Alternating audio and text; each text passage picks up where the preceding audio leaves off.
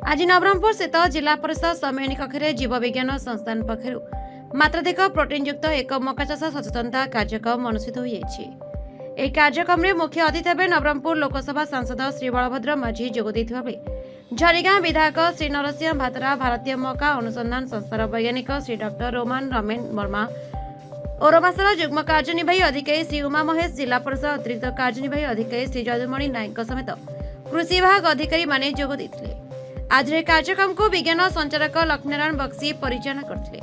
आज कार्यक्रम में अतिथि माने चाषी माने किपरि विज्ञान पद्धति किपरि प्रोटीन युक्त मका चाष एवं धान चाष करी जिला को मात्राधिक प्रोटीन युक्त मका एवं धान फसल होई परिबो बोली निज निज मत देइथिले। विज्ञान एवं कारीगरी विद्यार व्यवहार द्वारा चाषी मानक आय गुण बढ़ियो बोली अतिथि माने मत व्यक्त करथिले। जो डिपार्टमेंट ऑफ बायोटेक्नोलॉजी रही गवर्नमेंट ऑफ इंडिया गोटे स्पेशल प्रोग्राम रही कहते बायोटेक किसान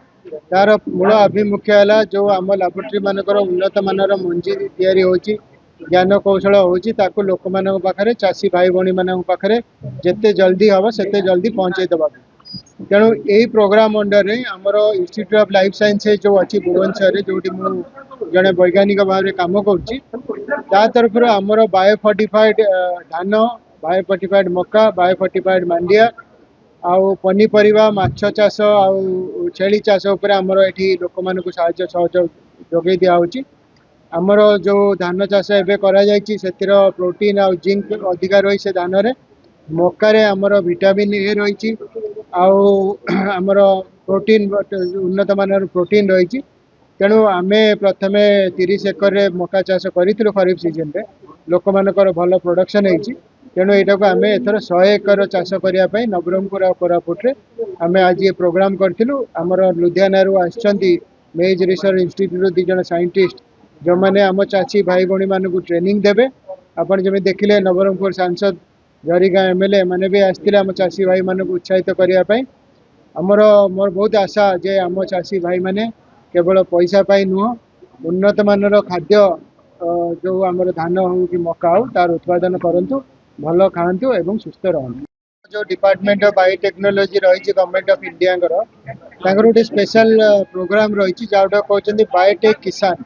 तार मूल आभिमुख्य है जो आम लैबोरेटरी मानकर उन्नत मानर मंजी तैयारी होची ज्ञान कौशल होची ताकू लोक मान पाखे चाषी भाई भाई मान पाखे जिते जल्दी हम से जल्दी पहुँचे देवा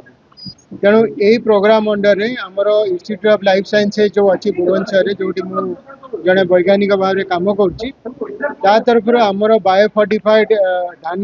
बायोफर्टिफाइड मका बायोफर्टिफाइड मांडिया आउ पनीपरिया माछ चाष आउ छेली चाष उपर आमर ये लोक मान साहाय्य सहयोग जोगे दिखाई आमर जो धान चाष एवं कर प्रोटीन आउ जिंक अधिका रही से धान में